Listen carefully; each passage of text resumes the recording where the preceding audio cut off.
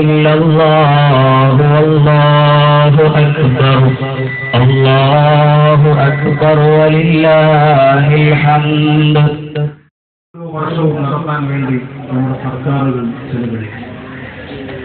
ഈ സ്കൂൾ കലോത്സവം നല്ല ലക്ഷ്യം വെച്ചുകൊണ്ടതന്നെയാണ് അതിന്റെ തുടക്കമൊക്കെ. പക്ഷെ ഇന്ന് അതിന്റെ അവസ്ഥ എവിടെ എത്തിയെന്ന് നമുക്ക് പരിശോധിച്ചു.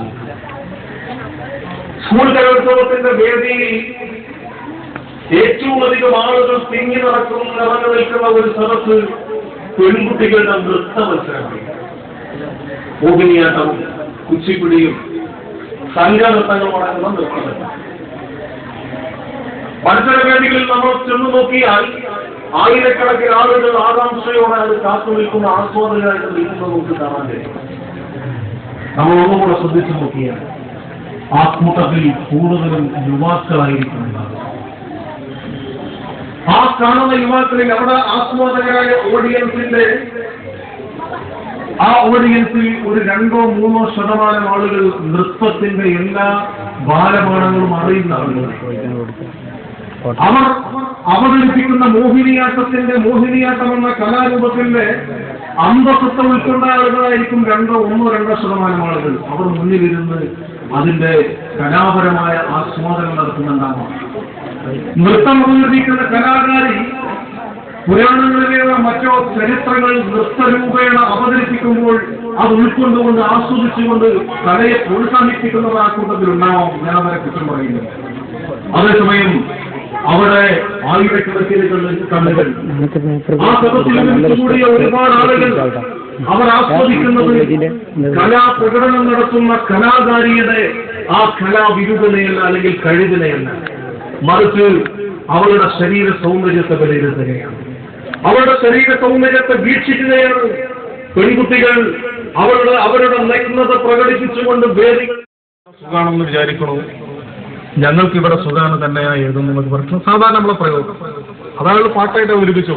എത്രയും ബഹുമാനപ്പെട്ട എന്റെ പ്രിയ ഭർത്താവ് വായിക്കുവാൻ സ്വന്തം ഭാര്യ എഴുതുന്നതെന്തെന്നാൽ ഏറെ പീരീശക്കാൽ ചൊല്ലിടുന്നു വസ്സലാം.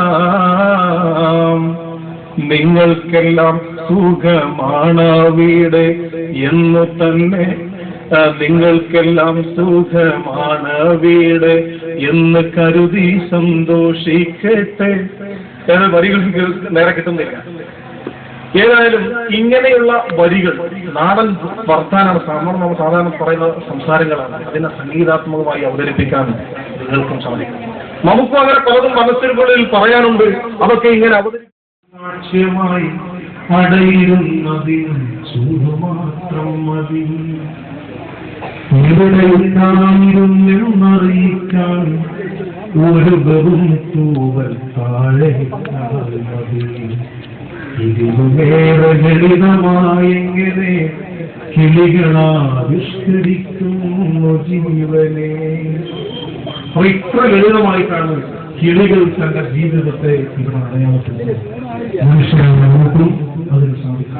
നമ്മുടെ കഴിവുകൾ തീർച്ചയായും സമൂഹ നന്മയ്ക്ക് വേണ്ടി, ഇസ്ലാമിക പ്രബോധന പ്രവർത്തനങ്ങൾക്ക് വേണ്ടി ഉപയോഗപ്പെടുത്തുക. സംഘടനാ രംഗത്ത് ഏറ്റവും അധികം ആവേശകരമായ ഈ സാഹിത്യോത്സവ വേദികൾ തുടർന്നുള്ള സംഘടനാ പദ്ധതികളുടെ വൻ വിജയത്തിന് വേണ്ടി മറ്റു പദ്ധതികളിലേക്കും ആവേശമുണ്ടാകുന്ന തരത്തിലേക്ക് സാഹിത്യോത്സവരെ മാറ്റിമറിക്കാൻ നിങ്ങൾക്ക് സാധിക്കണം.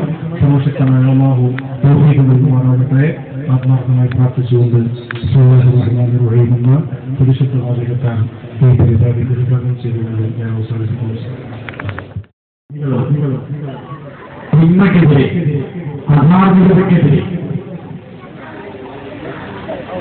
ഉപയോഗിക്കേണ്ടതാണെന്നോ നന്മയുടെ ഭക്ഷണത്തോടുകൊണ്ട് ധാർമ്മിക രംഗത്ത് മുന്നേറ്റം സൃഷ്ടിക്കാനുള്ള ചില മാധ്യമങ്ങളായി സാഹിത്യത്തെയും കലയെയും കാണണമെന്നുമാണ്